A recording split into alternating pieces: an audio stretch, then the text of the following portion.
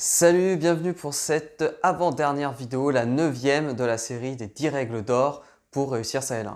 Alors aujourd'hui, je vais te parler d'un point très important, c'est d'anticiper les révisions. Souvent, on a le découpage cours, révision, examen.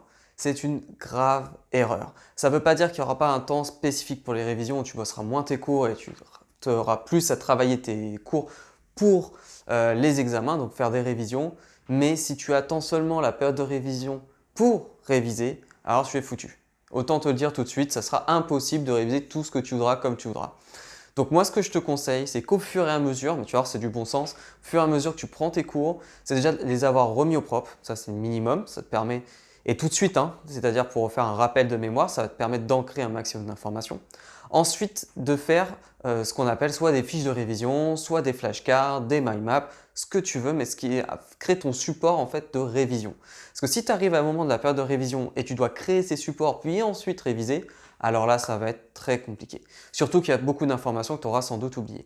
Alors que si tu l'as fait au fur et à mesure, déjà tu n'auras pas ce travail de préparation des supports.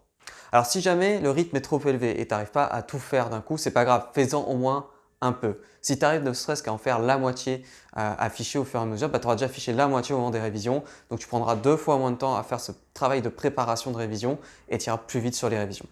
Voilà, donc si jamais il te reste aussi un petit conseil bonus, s'il te reste du temps, du temps de préparation à consacrer au moment des révisions, donc encore des fiches à faire, essaye d'alterner dans ta journée entre fichage et apprentissage. Comme ça, tu reposes ton cerveau quand tu fiches et tu permets aussi de changer de rythme quand tu apprends. Voilà, donc c'était le petit conseil bonus sur cette 9e vidéo, assez courte volontairement, mais vraiment j'insiste, anticipe, anticipe, anticipe. Relis tes cours le soir, remets-les au propre en même temps, ou le lendemain matin, ou plus tard.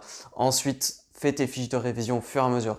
Tes TD, bosse-les à fond aussi, on n'en parle jamais assez, mais les TD, c'est ce qui va te permettre en fait, de préparer au mieux tes examens. Donc le fait de passer 7-10 heures sur la préparation d'un TD, c'est du temps gagné par la suite. En plus d'avoir des bonnes notes évidemment pendant ces TD-là. Voilà, donc si tu te fais bien ça pendant tout le semestre, tu n'auras aucun souci à te faire à la fin. Même si tu n'as pas appris de technique de mémorisation, même si tu as fait une impasse sur une matière, tu arriveras à t'en sortir de manière générale. Alors, applique ces conseils-là et si tu as la moindre question, n'hésite pas à les poser dans le commentaire et je te répondrai. Allez, en attendant, je te souhaite bonne continuation et puis on se retrouve bientôt pour la dernière vidéo. Ciao!